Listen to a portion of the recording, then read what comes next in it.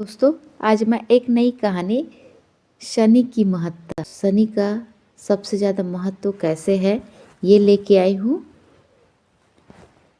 एक समय स्वर्गलोक में सबसे बड़ा कौन के प्रश्न को लेकर सभी देवताओं में वाद विवाद शुरू हो गया और फिर आपस में भयंकर युद्ध की स्थिति बन गई। सभी देवता देवराज इंद्र के पास पहुँचे और बोले, हे देवराज, आपको निर्णय करना होगा कि 9 ग्रहों में सबसे बड़ा कौन है। देवताओं का प्रश्न सुनकर देवराज इंद्र उलझन में पड़ गए और कुछ देर सोचकर बोले, हे देवगणों, मैं इस प्रश्न का उत्तर देने में असमर्थ हूँ। पृथ्वीलोक में उज्जैनी नगरी में राजा विक्रमादित्य का राज्य है। हम राजा विक्रमादित्य के पास चलते हैं क्योंकि वह न्याय करने में अत्यंत लोकप्रिय है। उनके सिंहासन में अवश्य ही कोई जादू है कि उस पर बैठकर राजा विक्रमादित्य दूध का दूध और पानी का पानी अलग करने का न्याय करते हैं। देवराज इंद्र के इस आदेश पर सभी देवता पृथ्वीलोक में उज्जैनी नगरी में पहुँचे। देवताओं के आगमन का समाचार सुनकर खुद राजा विक्रमादित्य ने उनका स्वागत किया। महल में पहुंचकर जब देवताओं ने उनसे अपना प्रश्न पूछा तो राजा विक्रमादित्य भी कुछ देर के लिए परेशान हो उठे, क्योंकि सभी देवता अपनी अपनी शक्तियों के कारण महान शक्तिशाली थे। किसी को भी छोटा या बड़ा कह देने से उनके क्रोध में के प्रकोप से भयंकर हानि पहुंच सकती थी। तभी राजा विक्रमादित्य को एक उपाय सूझा और उन्होंने अलग अलग धातुओं जैसे सोना, चांदी, कांसा, तांबा, सीसा, रांगा, जस्ता, अभ्रक व लोहे के 9 आसन बनवाए। धातुओं के गुणों के अनुसार सभी आसनों को एक दूसरे के पीछे रखवा कर उन्होंने देवताओं को अपने अपने सिंहासन पर बैठने को कहा। सब देवताओं के बैठने के बाद राजा विक्रमादित्य ने कहा, आपका निर्णय तो स्वयं हो गया। जो सबसे पहले सिंहासन पर विराजमान है वही सबसे बड़ा है। राजा विक्रमादित्य के निर्णय को सुनकर शनि देवता ने सबसे पीछे आसन पर बैठने के कारण अपने को छोटा जानकर क्रोधित होकर कहा, राजन, तुमने मुझे सबसे पीछे बैठाकर मेरा अपमान किया है। तुम मेरी शक्तियों से परिचित नहीं हो। मैं तुम्हारा सर्वनाश कर दूंगा। सूर्य एक राशि पर 1 महीने, चंद्रमा 2.25 दिन, मंगल 1.5 दिन, बुध और शुक्र 1 महीने, बृहस्पति 13 महीने रहते हैं, लेकिन मैं किसी राशि पर 7.5 वर्ष रहता हूँ। बड़े बड़े देवताओं को मैंने अपने प्रकोप से पीड़ित किया है। राम को 7.5 के कारण ही वन में जाकर रहना पड़ा और रावण को 7.5 के ही कारण युद्ध में मृत्यु का शिकार बनना पड़ा। उसके वंश का सर्वनाश हो गया। राजा, अब तू भी मेरे प्रकोप से नहीं बच सकेगा। राजा विक्रमादित्य शनि देवता के प्रकोप से थोड़ा भयभीत तो हुए, लेकिन उन्होंने मन में विचार किया, मेरे भाग्य में जो लिखा होगा ज़्यादा से ज़्यादा वही तो होगा। फिर शनि के प्रकोप से भयभीत होने की क्या आवश्यकता है। उसके बाद अन्य ग्रहों के देवता तो प्रसन्नता के साथ वहाँ से चले गए, लेकिन शनिदेव बड़े क्रोध के साथ वहाँ से विदा हुए। राजा विक्रमादित्य पहले की तरह ही न्याय करते रहे। उनके राज्य में सभी स्त्री पुरुष बहुत आनंद से जीवन यापन कर रहे थे। कुछ दिन ऐसे ही बीत गए। उधर शनि देवता अपने अपमान को भूले नहीं थे। विक्रमादित्य से बदला लेने के लिए एक दिन शनिदेव ने घोड़े के व्यापारी का रूप धारण किया और बहुत से घोड़ों के साथ उज्जैनी नगरी में पहुँचे। राजा विक्रमादित्य ने राज्य में किसी घोड़े के व्यापारी के आने का समाचार सुना तो अपने अश्वपाल को कुछ घोड़े खरीदने के लिए भेजा। अश्वपाल ने वहां जाकर घोड़ों को देखा तो बहुत खुश हो गए, लेकिन घोड़ों का मूल्य सुनकर उसे बहुत हैरानी हुई। घोड़े बहुत कीमती थे, अश्वपाल ने जब वापस लौटकर इस संबंध में बताया तो राजा ने स्वयं जाकर एक सुंदर और शक्तिशाली घोड़े को पसंद किया। घोड़े की चाल देखने के लिए राजा उस घोड़े पर सवार हुआ तो वह घोड़ा बिजली की गति से दौड़ पड़ा। तेजी से दौड़ता हुआ घोड़ा राजा को दूर जंगल में ले गया और फिर राजा को वहां गिराकर जंगल में कहीं गायब हो गया। राजा अपने नगर लौटने को जंगल में भटकने लगा, लेकिन उसे लौटाने का कोई रास्ता नहीं मिला। राजा को भूख प्यास लग आई। बहुत घूमने पर उसे एक चरवाहा मिला। राजा ने उससे पानी मांगा।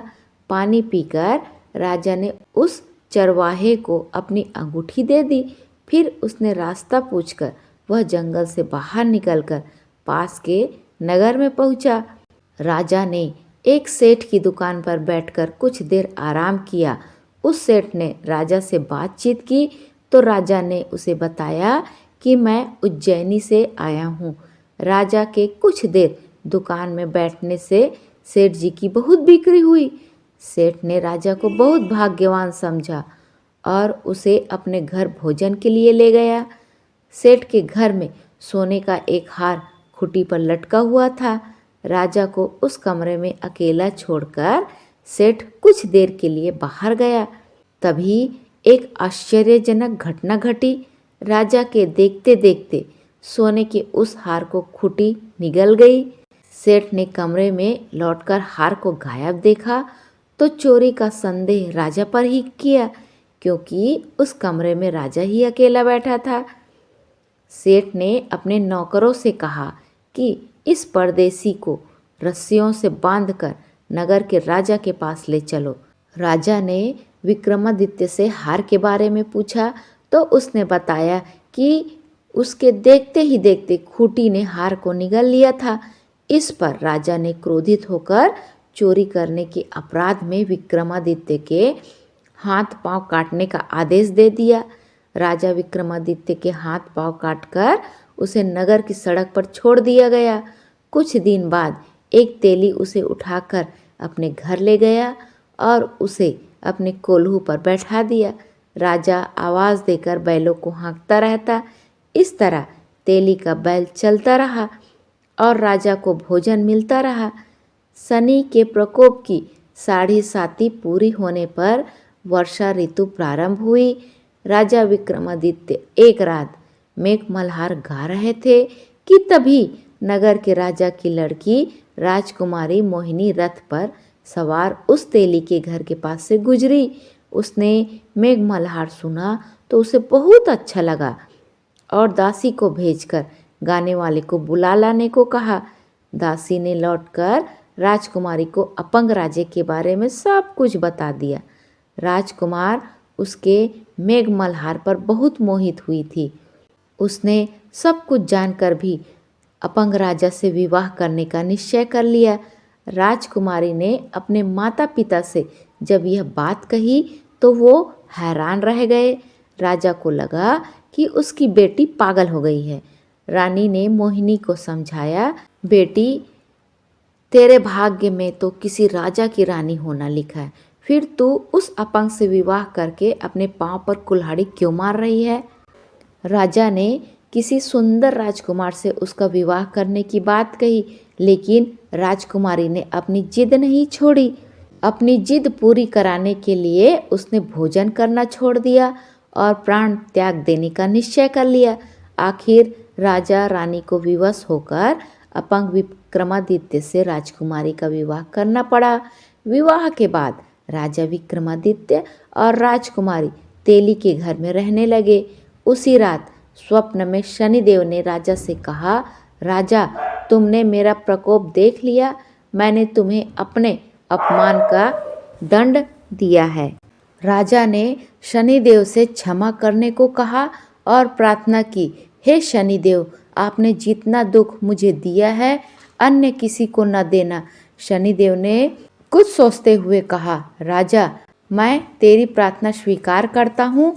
जो कोई स्त्री पुरुष मेरी पूजा करेगा, शनिवार को व्रत कर मेरी कथा सुनेगा, उस पर मेरी अनुकंपा बनी रहेगी, उसे कोई दुख नहीं होगा। शनिवार को व्रत करने और चींटियों को आटा डालने से मनुष्य की सभी मनोकामनाएं पूरी होगी। जब सुबह राजा विक्रमादित्य की नींद खुली तो अपने हाथ पांव देखकर राजा को बहुत खुशी हुई। उसने मन ही मन शनिदेव को प्रणाम किया।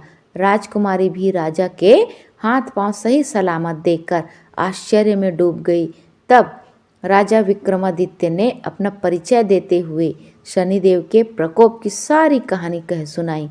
सेठ को जब इस बात का पता चला तो दौड़ता हुआ तेली के घर पहुंचा और राजा के चरणों में गिरकर क्षमा मांगने लगा।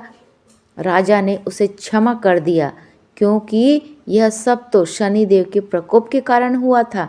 सेठ राजा को अपने घर ले गया और उसे भोजन कराया। भोजन करते समय वहाँ एक आश्चर्यजनक घटना घटी। सबके देखते ही देखते उस खूंटी ने वह हार उगल दिया। सेठ ने अपनी बेटी का विवाह भी राजा के साथ कर दिया और बहुत से स्वर्ण आभूषण, धन आदि देकर राजा को विदा किया। राजा विक्रमादित्य राजकुमारी मोहिनी और सेठ की बेटी के साथ उज्जैनी पहुँचे तो नगरवासियों ने हर्ष से उनका स्वागत किया। उस रात उज्जैनी नगरी में दीप जलाकर लोगों ने दिवाली मनाई।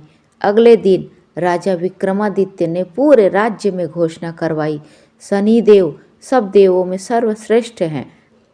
प्रत्येक स्त्री पुरुष शनिवार को उनका व्रत करे और व्रत कथा अवश्य सुने। राजा विक्रमादित्य की घोषणा से शनिदेव बहुत खुश हुए।